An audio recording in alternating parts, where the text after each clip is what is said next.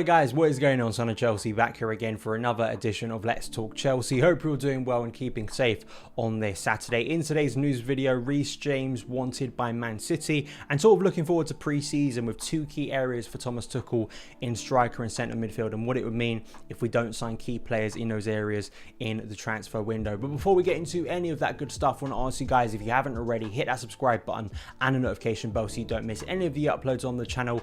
Also hit that like button, because in case you missed it, Chelsea are champions of Europe. I think 4 weeks ago today, Chelsea won the Champions League for the second time in our history. Definitely go back and watch that game if you haven't already, and feeling bored and missing Thomas Tuchel's Chelsea, always great to go back and watch that game, as we will be doing for a number of years. I also want to say a massive thank you to my sponsor, Lucid FC. Great guys, Bets and Chet D Hut, Chelsea fans, love the club, supporting this channel this year, and Let's Talk Chelsea. You can use my discount code at checkout, CFC, to get $15 off or £12 discount on all orders. Get down in the description box below and support the guys that support this channel. Thank you, Lucid FC, once again for supporting Let's Talk Chelsea in 2021. But let's get to the first story here with Manchester City adding Chelsea's Reece James to their wanted list. This comes from The Athletic and Simon Johnson. Sources have told The Athletic that City manager Pep Guardiola is a huge admirer of the 21-year-old, and that his Premier League champions are interested in buying him. The Chelsea Academy graduate has gone on to become a regular in the club's first team, making 84 appearances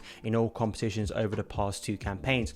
So generally the reaction to this has been just disbelief and sort of laughing, in terms of, I know Simon Phillips, who I follow on Twitter and is a great guy as well, was sort of in disbelief, as many people are. I think something that Simon Johnson does stress in his article very clearly is that Chelsea are not looking to sell. They're not going to sell this summer in terms of Reece James. He's still clearly a big player for the club. Matt Law replied to my tweet around this. This is what he had to say in terms of this report here. More likely, it suggests the club recognise Dave is getting on a bit. They do need more strength in depth on the right. Be surprised if there are any doubts over Reece. They love him. And I think for me, the concern over this article, what I find interesting from Simon Johnson, who has very good context in terms of Chelsea, talking about Achraf Hakimi and the pursuit from Chelsea in recent weeks of Hakimi, and sort of how that could potentially impact Reece James' future. This is what Simon Johnson has to say. City think there may be an opportunity due to Chelsea's pursuit of Inter Milan right wing back Hakimi, who is valued at around 60 million. While Tuchel's side are in danger of losing out to PSG for Hakimi, their negotiations with Inter have sent out a message that the European champions have some doubts over James being a first team regular long term, and see him more as a squad player. That last sentence there is absolutely shocking to me, given Reece James is not only potential but current output for Chelsea, defensively and as well offensively. It sort of makes no sense to me. I do want to shout out and sort of cheaply plug my own article here on my own piece on my new blog, Morning Blues, where I talked about Hakimi, I talked about Adama Traore, I talked about sort of the right wing back situation this summer. So please go and check that out, where I sort of make the case for not spending in that position, because I think Chelsea have a lot of good options, whether that's Reece James, whether that's eventually promoting Livramento from the academy. But for me, Reece James should be a regular starting player for a number of years. I think there is still an element to Reece James' game that we know is good, but hasn't been sort of capitalized on by Chelsea, primarily because we haven't had a clinical number 9.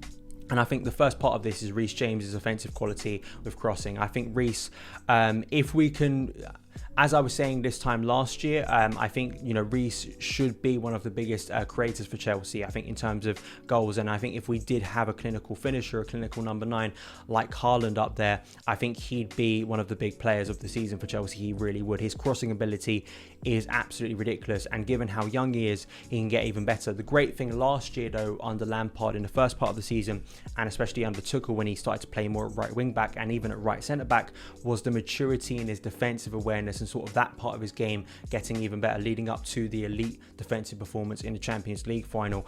So for me, the idea that he wouldn't be a first team regular is a little bit concerning to me. Of course, he's got to earn that, and it's not a guarantee. Football is an unpredictable game, and Reece James could suffer injury problems. He could suffer a dip in form. The heights he's reached so far, he may not sustain that over a period of time. But given what Chelsea have in him, and given what he could still add to the team, more so creatively, I just don't understand why Chelsea would be looking to sell him, or at at least looking at him as not maybe a first team player, even though you want to upgrade these positions. I think Reece is going to be a settled player for a number of years. I also think his versatility to play as a right back, a right centre back, also potentially as a wing back consistently for Tuchel, and even in midfield later on in his career, I think gives him lots of opportunities to play for Chelsea regularly. So let me know your opinions on this. Let me know your opinions about the future of Reece James and sort of that whole right back, right wing back situation we've been discussing on the channel in the comments below. And for the rest of the video, I sort of want to talk about pre-season in terms of looking towards it, because we are quite close now actually for players returning who are not at the Euros. Of course, there's going to be quite a delay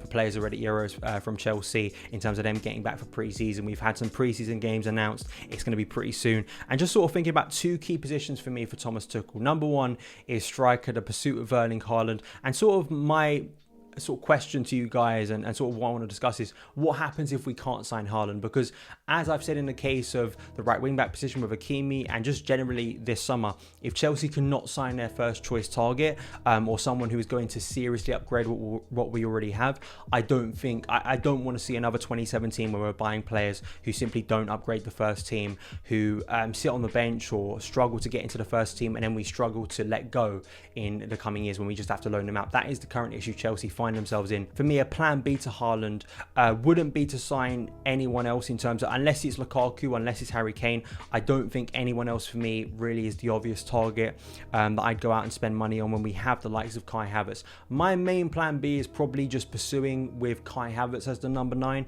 because he performed so well at the back end of Chelsea's season.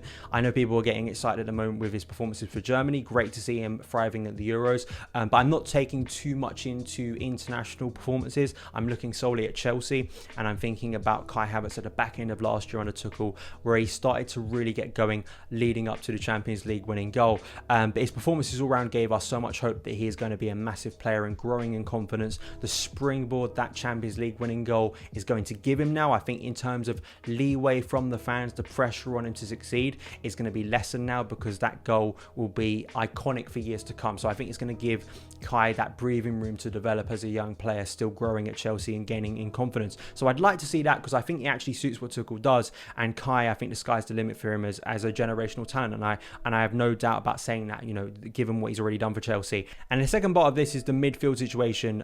You know, I've said consistently, I think striker and centre midfield are my two key areas for improvement this summer, and I think at times even more so central midfield, because I think the profile player we don't have in the current squad I think is lacking. I think we need more of a natural defensive midfielder that we have for a number of years, and that's why Chelsea are being linked with the likes of Aurelien Tchouameni and kind of consistently Declan Rice. Obviously, Simon Phillips here, definitely a guy you should go and follow for Chelsea news. Declan Rice and Tchouameni are two of Chelsea's main targets for central midfield, but as I said on the pod weeks ago, Ruben Loftus-Cheek will get a chance in pre-season, and depending on the above pursuits, if they happen, he could take Gilmour's place in the squad. Jacob Steinberg from The Guardian also saying here that Tuchel wants to take the opportunity to assess Loftus-Cheek in pre-season. Also surprisingly saying Tuchel will take a look at Timothy Bakayoko, who has struggled since joining Chelsea in 2017. The former Monaco midfielder has been loaned out in each of the last 3 seasons, and Chelsea have been trying to find a buyer. So yeah, there are going to be some players, because the delayed sort of impact of players returning from the Euros is going to give certain fringe players, as we always see in a normal pre-season, the chance to